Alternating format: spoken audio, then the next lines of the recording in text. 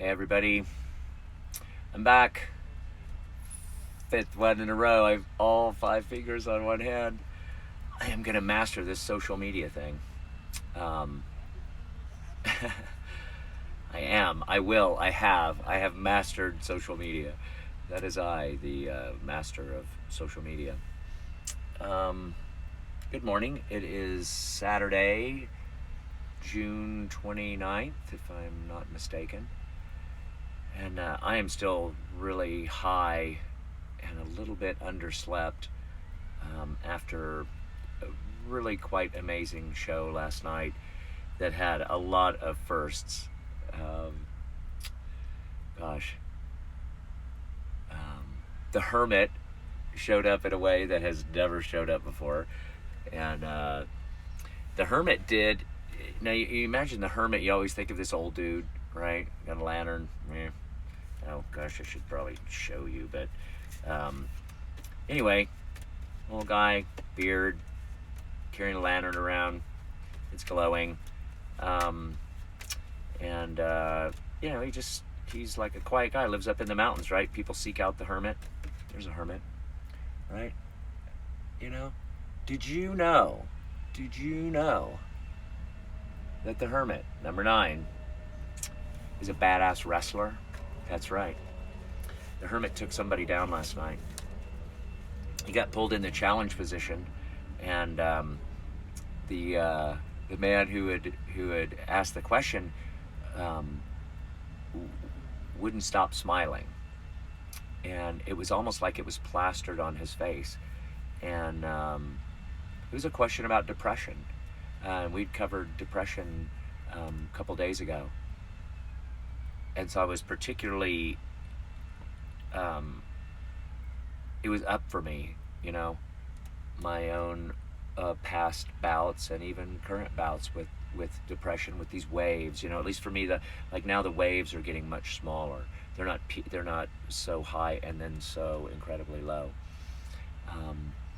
But what I was receiving in that moment is that I got angry because I wasn't feeling a genuine smile.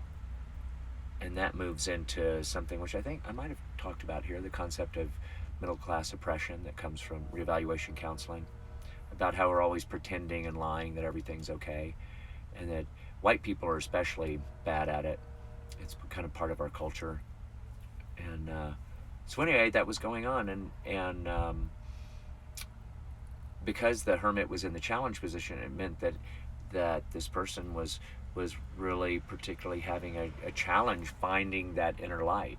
And so what I was seeing was just an overlay of it was almost distraction of like who this person is. And so just kind of out of the blue, the hermit jumped him. I mean, and we got down. He was a strong guy. He was about my size. And hermit, he's not going to give it up easy. He's not gonna let somebody, show him what's what. He's got a lot of experience. The hermit got where he has by living a life, taking chances, being knocked down, getting back up, fighting bouts of depression. Because if you're going to be the hermit, and the beautiful part about the hermit is that light that he carries. He doesn't have to show off to people, doesn't have to go out and advertise it to people. He just has that light, has the when you look at it, at the yellow that's in the Rider-Waite deck. So like here in the hermit, check it out. There's that bright yellow light, the yellow staff, what supports us, and the yellow glow on his face. And the yellow in all that is coming from the sun. I mean, look at in the Lovers, the sun just radiating this yellow. It's one of the themes in this deck. This yellow, there's probably only like 8 colors in this deck. And the Empress with the yellow grass and the yellow leaves on the trees and blonde hair. And it's all sun. It's all the radiant. Look at the Fool, the beginning of the Fool's journey. Like, it's all love. It's like that's all there really is. That's all I'm going to really talk about ever, is like how to come back to love. Everything that blocks it and grays us out, um, is the, I mean, maybe the sun and love doesn't have enemies, but it's the polarity, the opposite of that. And it seems like we got plenty of darkness. I don't need to explore darkness anymore. I've been through that phase. Maybe you are now, and maybe you want to come out of that, because darkness, there's nothing for you in darkness. You can understand and you can honor that it exists as a polarity, as a opposing force of love, but that the more we radiate love, the more we bring darkness into balance. And this world is plenty full of darkness and getting fuller. So it's up to each of us to overcome that. So anyway, the hermit got down and wrestled. That was a first. I never thought it possible. When it hit me, that I was pissed as the hermit, my first instinct was, I got to jump this guy. And that's what the hermit did. And I stand by that. And it always makes for a tough like, so when that reading's all done and you're like, okay, who's got a question now? And everybody's like, no way am I getting up there. He might wrestle me to the ground. And I promised that I would not wrestle anybody to the ground unless they piss me off.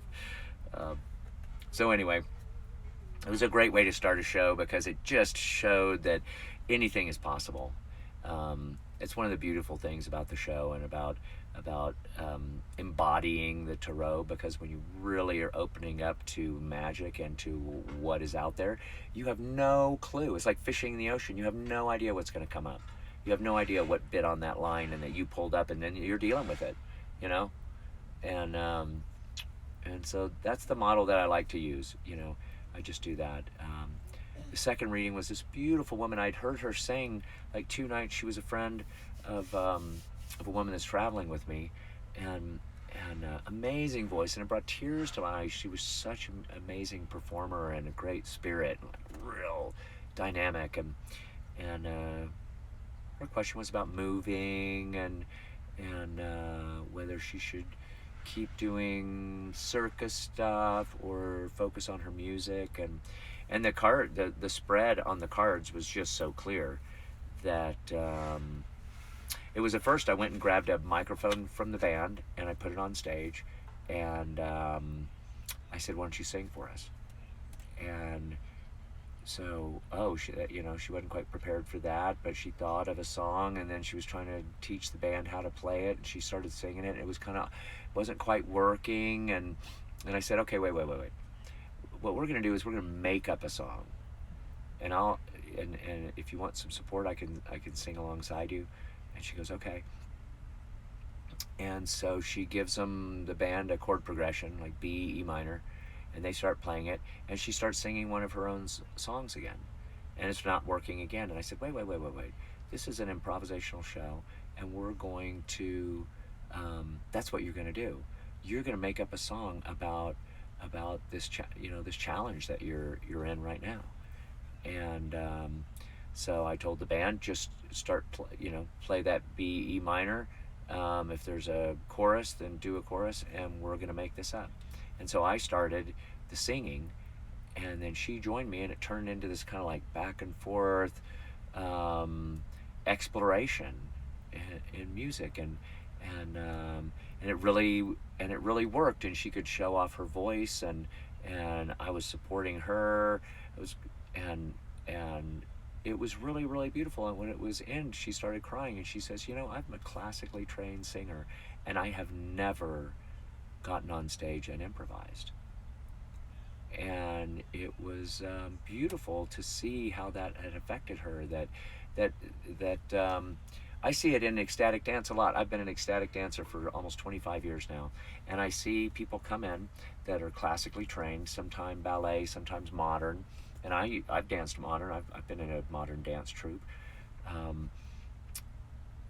and I often, it's a little bit humorous and a little bit painful to watch, because I'll watch somebody come into a free-form dance that's all about just shaking your booty and do whatever you want to do. Nobody's going to tell you how to dance. and then what I see them doing is old choreographed moves. I mean, I can almost see the rehearsal where they're going ha ha ha ding ding ding ding ding ding ding dun dun dun, you know, and they'll do that, and it's something it's not really working, and they'll try another different move, and it's a little bit like what I was saying the other day about religion, and how when people start writing words down about religion, then we must have some kind of ingrained, I don't know, maybe it's a safety mechanism as humans, where we latch onto something and then we just make that the thing. And as if it wasn't like what we latched onto was there was this living experience in our brain of this concept or this idea that resonated with our heart, and then we try to capture it, and then what ends up happening is we just kind of masturbate that feeling, and it's not real anymore. And that to keep things alive, we should be improvising all the time. You should be making stuff up all the time. Maybe that's what the question. Maybe that's what I'm gonna. I didn't really come with a question, but right now I'm thinking maybe that's gonna be the question. Is like, how can I keep myself alive and fresh? So right now that's the working question, but I'm not done yet. Because then came the denouement, and a very definite first, and had a gentleman get up and wanted to know how he could follow his passion, and he was a I don't know if teaches is the word, but does a thing called family constellation, which has some things that I do in my show, and it's the closest thing that I know of to something like the Living Tarot. It's definitely different, and it's more directed and guided. And he said he does tarot readings too. So he says he was, he was in town for a year, and he was driving in Uber and Lyft, and he just wasn't happy, and he wanted to know how he could follow his passion. And he had said that he loved doing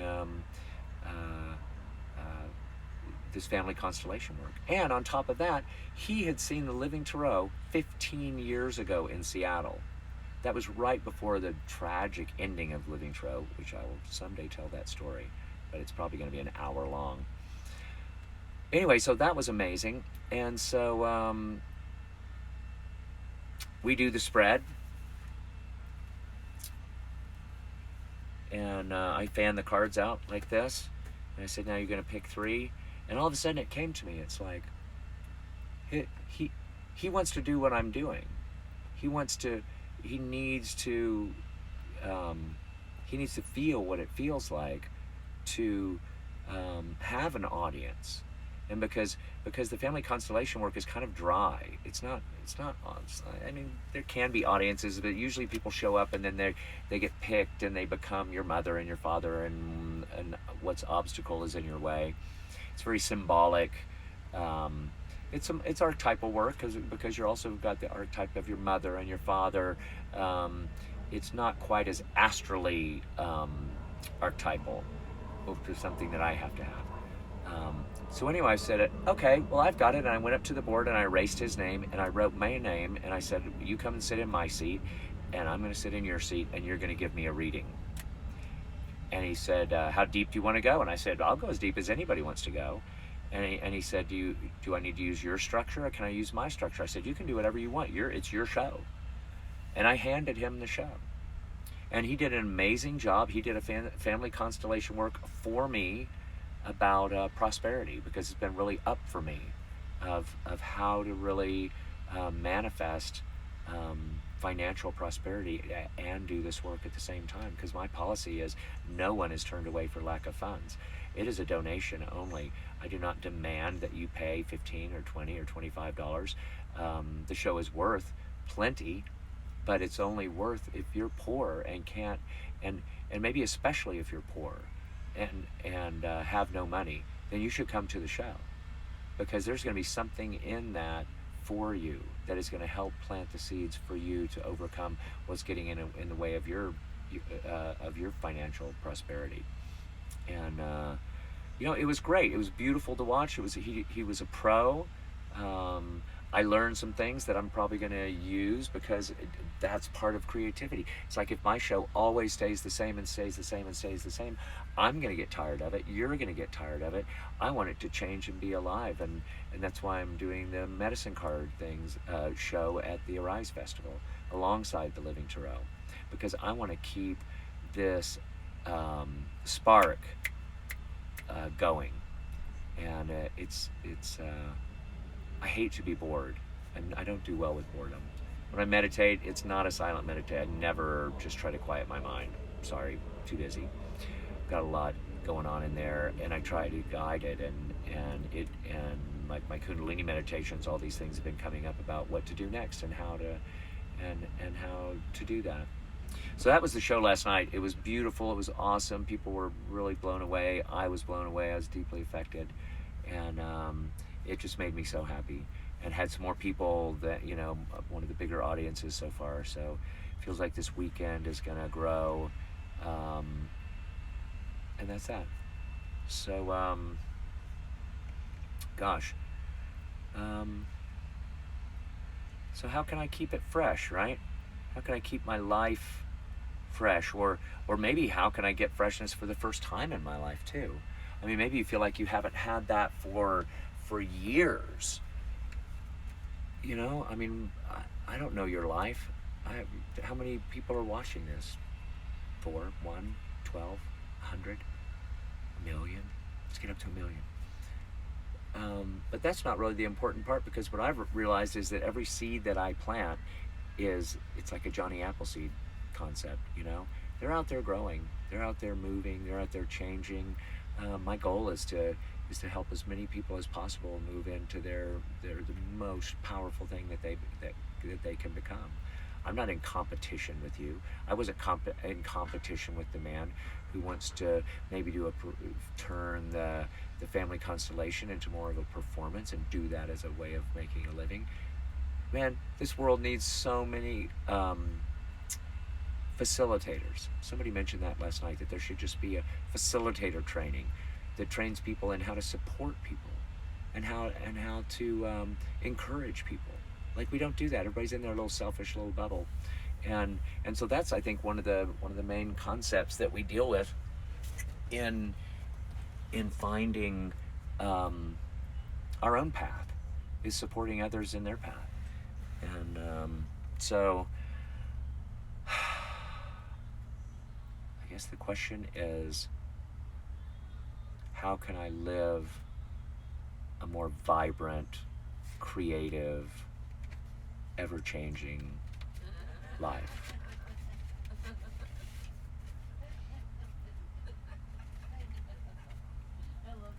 Which is exciting, because I need to know this too. I need to know how to keep myself fresh and myself on the edge of my own comfort level.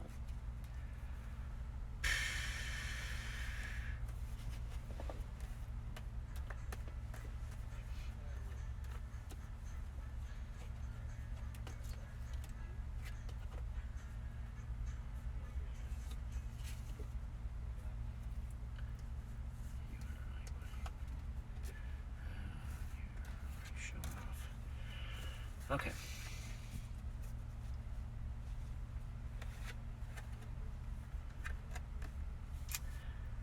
So how can I manifest a more vibrant, alive version of myself?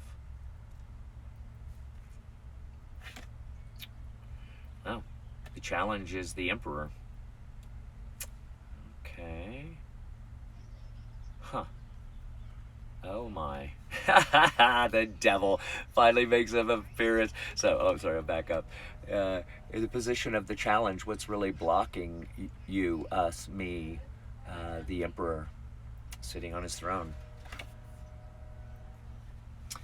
Now, the action to take, which to me seems very, very appropriate, is the devil. Ooh, I wish I had an improvisational band with me now. They would play some kind of Bela Lugosi kind of music. I don't know, because people really don't know what to think of the devil. And in the position of the transformation, we have the lovely High Priestess.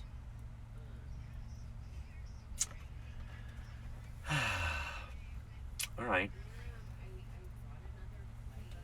So the Emperor is Emperor.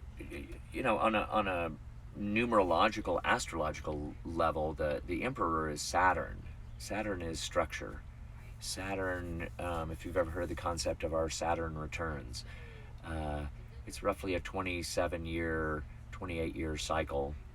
I like to think of it as roughly a 28-year cycle for 7-year cycles, because I believe that there are certain numerological patterns that guide and are the underlay for our humanity, and one of those is the 7-year cycle. A lot of relationships end at 7 years, because that's a normal cycle. And in my life, major things that have happened, like I was a member of the Santo Daime Brazilian church for 7 years, and at the end of that, I had gotten everything that I needed out of that, and I was very grateful, and I was very gave it a lot of thought, and came to it very deliberately, that it was time to leave, and then take all of that and practice, and then use that information. So the Emperor is about structure, and if he's coming up in the challenge position, what that's telling me, for one, the Emperor cannot lead with too strong of a hand. I mean, God, we've got plenty of examples of that, and plenty of examples of why most countries don't have kings anymore, because there's very few benevolent kings that don't let the power go to their head. So maybe some of you are actually trying to control things too much. Like for you, you think that there's safety in control, and it might feel like that. Yeah, you can keep things the same. You can come home and turn on the TV and kick your feet up and have a beer, and or do the same thing every day, and that feels comfortable to you. And I've done that. Oh my God, my old addictive self, it was like I was up and out of the house at 6:30 at the coffee shop, drinking that, go to work, be real linear, and then with that, grind a 6-pack on the way home, drink, and watch some Game of Thrones, blah, blah, blah. See, it kind of ties into this stuff I was talking about addiction and depression, which had come up last night. So the Emperor, well, let me back up a little bit about the Saturn returns. So if you're in your late 20s, or your middle to late 50s, then you are going through your Saturn returns, and the Emperor is there to shake you up, because he's gone all the way around. It's like a 28-year cycle that Saturn comes back till our birth time. Okay, that's why it's called your Saturn returns. And Saturn returns when we're born, and we're raised by our family and have friends, and we move, and whatever your family's like, you get embedded in you a certain way, that, and almost trained in life, by your parents, by the schools that you go to, by the friends that you have. More often than not, that training is absolutely incorrect, and absolutely does not necessarily align with your soul's purpose and your karmic journey on this earth. So if you're in one of those periods, then it's time to consciously shake things up, and to be aware that it's going to happen whether you agree or not. So shake up your structure. The challenge is, don't keep your old structure. No matter what, if you want that kind of change of vibrancy in your life, ditch the old structure immediately. Try anything. I mean, anything is better than doing the same old shit. Because what you're going to be moving into is the devil. Now check out the Lovers. So he's got the Lovers from the deck. The Lovers are there naked, and there's these big chains to a pedestal, and it's around their neck. But if you look close, those chains aren't very tight. You could just take them off. They're self-imposed. They're self-imposed by our concepts of the devil, of like the devil in the tarot deck. Yeah, it looks all evil because that's what's in our mind. That's what we think. Like, we're little animals. Let's face it. We are little animals We come in and we want to eat, we want to drink, we want to sleep, we want to fuck, we want to play, we want to dance, we want to sing. All those parts are natural parts of ourselves. And so few of us, so few, actually do that. Have fun. Not the kind of fun like, oh, I'm going to go get smashed and go drinking at a bar with my friends and we laugh.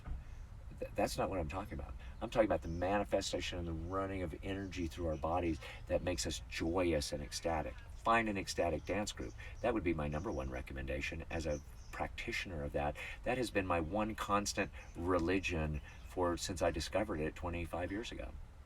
And it just gets you into your body. This is saying the action is get into your friggin' body, the real body that you have. Start doing yoga, start taking some classes, get into kung fu, get into martial arts, do things to get in your body.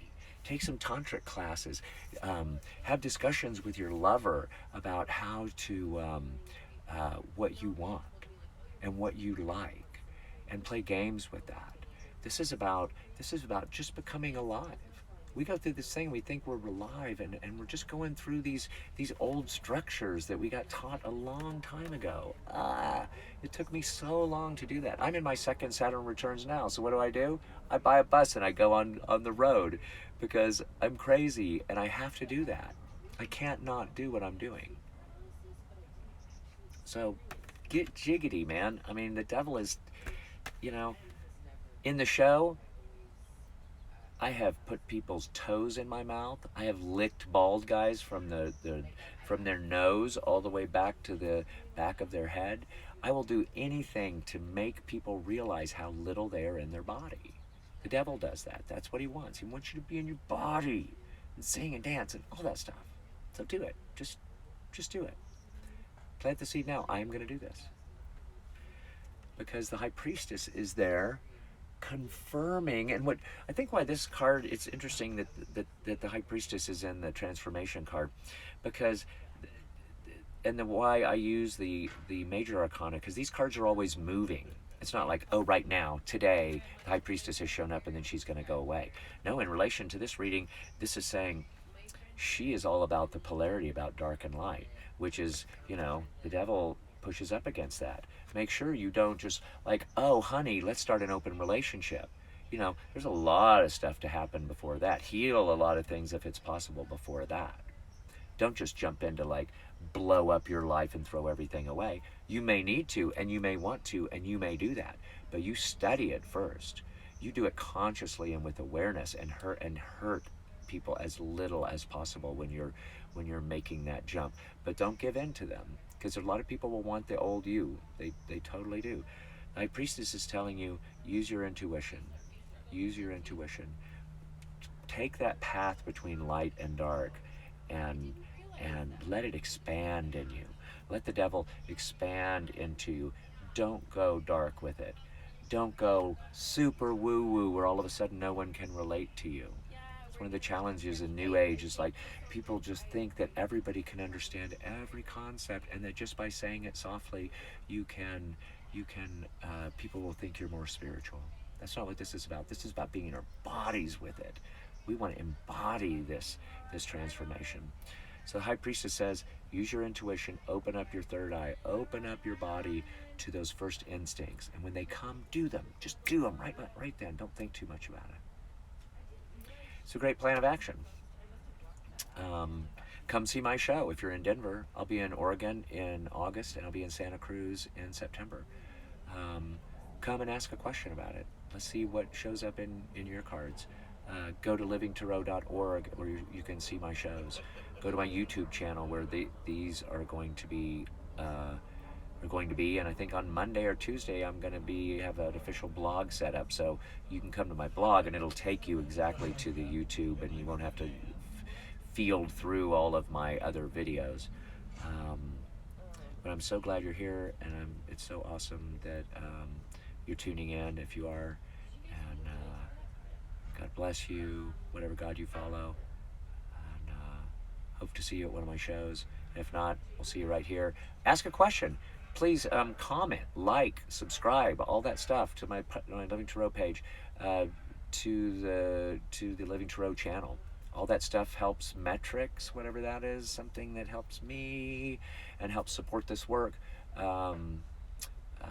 Email me via my website, livingtarot.org, not com, Living Tarot, all one. Um, and there's also, I think I have a way to donate, which I could really use some financial help to keep this thing going. And you can PayPal me, you can do all this. Contact me, let's talk. I'll give you a private tarot reading for a donation. Seems fair. So anyway, thank you, and we'll see you tomorrow for number 6. I'm on 2 hands, Mom. I can count on 2 hands. All right. Bye.